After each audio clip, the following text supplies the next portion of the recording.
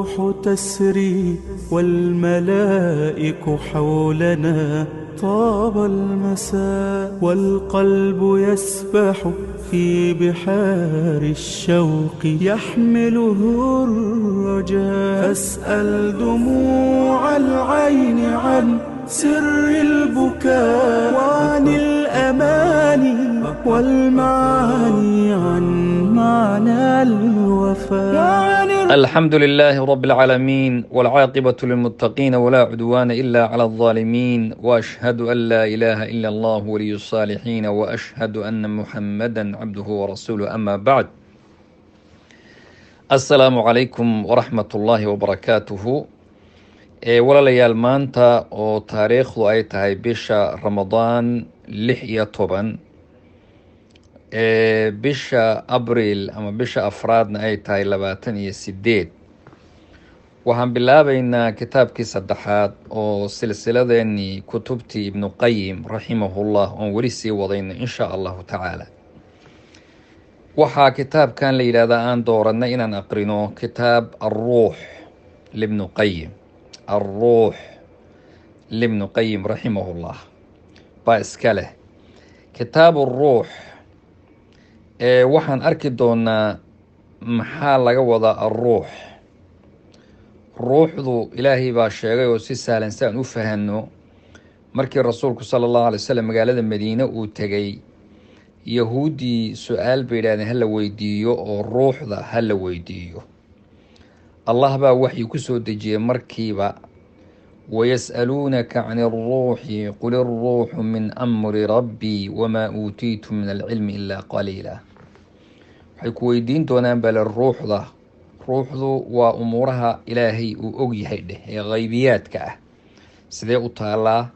روح ذو إيا النفط مكاللبا مسكو مدبا جسد كإيا جركا حقيقة جرتا marka waa howlo ilaahay subxaanahu wa tacaala uu leeyahay weeyaan. haddaba kitaabka Ibnu Qayyim aan dooranay insha allahu tacaala kitaabku wuxuu ka kooban yahay 21 mas'alo wuxuuna ku socon doonaa oo sheekhuba uu ku wadaa calaa shakli as'ila wa ajwiba waa su'aalo sheekha la weydiiyey Ibnu Qayyim iyo jawaabo uu ka bixiyey. طبعا qofku waa binu aadam jawaabihiisa dhan inay wada asiibayaan xaqa iyo dee ma aha ama sidii saxda ahayd qaar baa laga yaabaa ducfi inuu ku jiro waa waxyaabo qaybiyaad oo badan baa ku jiro oo arki karno insha allahu tacaala laakiin mujmalkoodu anagu maadaama kitaabka daraasaynayno waan 22 masalaba waa aqrinaynaa insha allah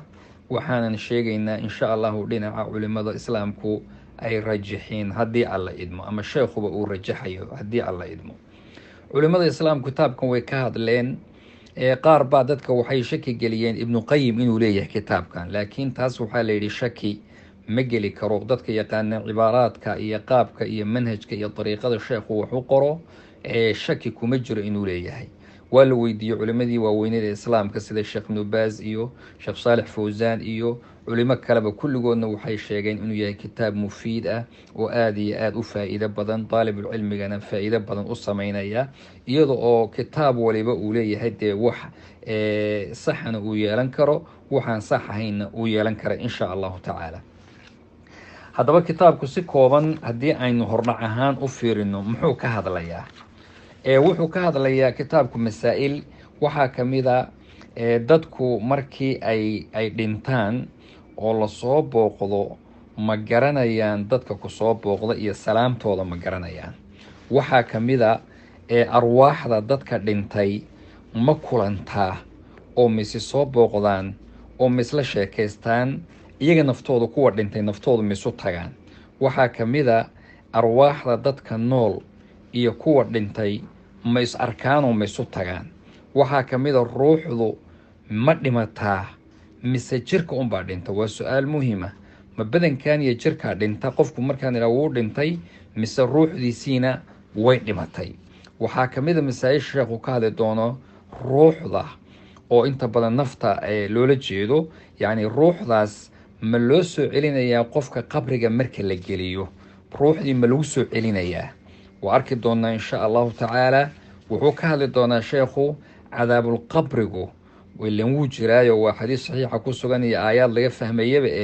ma nafta keliya abuu cadaabulqabrigu ku socdaa mise badankana wuu asiibayaa ma labadoodaba cadaabulqabrigu ma la kulmayaa mise mid gooni abuu la kulmayaa waxaa ka mid a xikmadda cadaabulqabriga qur-aanka aan loogu sheegin isaga oo aadna baahi loogu qabay in la ogaado maxay tahay iyo maarata in la rumeeyaa la rabay oo dadka looga digo marka maxay tahay xikmadda aan loogu xusin baa la yidhaahdaa waxaa ka mid a asbaabta dadka naarta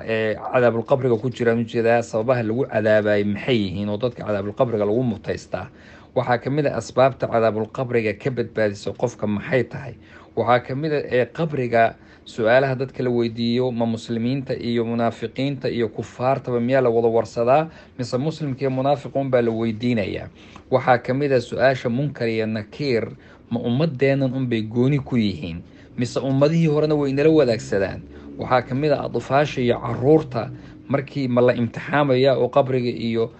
ma lagu imtixaama waa su-aal la raba in laga jawaabo waxaa ka mid a cadaabulqabrigu ma daa'im baa mar walba ma jiraa mise wuu googo-aayo waxaa suuragala inuu qofka mar cadaabulqabrigu haysto marka dambena laga daayo xaggey arwaaxdu tagtaa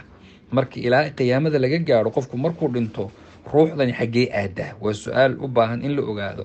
arwaaxda qofkii markuu dhinto waxyaabaha la bixinayo muxuu ku intifaaci muxuusase ku intifaacaynin ruuxdu ma shay qadiimaba mise waa shay muxdath oo makhluuq ah oo la abuuray oo wax loo baahanya in la ogaado yaa horeeyey ruuxda iyo jirkan marka la abuuray ma jirkaa horeeyey mise ruuxdaa horeeyey xaqiiqada naftu maxay tahay nafta iyo ruuxdu ma hal shayba mise waa laba shay waxaan filay inaad su-aashaas aada isu weydo ruux markii la yidhaha ma naftiiba mise way kala duwan tahay masalada ugu dambaysa wuxuu sheekhu kaga hadli doonaa naftu ma saddexba mise waa hal keliya biidni illaahi tabaaraka wa tacaala kitaabkaasaan daraasayn doonaa in sha allahu tacaala wajazaakum allahu khayr wabaaraka allahu fiikum masalo walbana meesheeda ayaan maca adiladeeda ku heli doonaa وبارك الله فيكم والسلام عليكم ورحمة الله وبركاته. تسري والملائك حولنا طاب المساء والقلب يسبح في بحار الشوق يحمله الرجاء أسأل دموع العين عن سر البكاء وعن الأماني والمعاني عن معنى الوفاء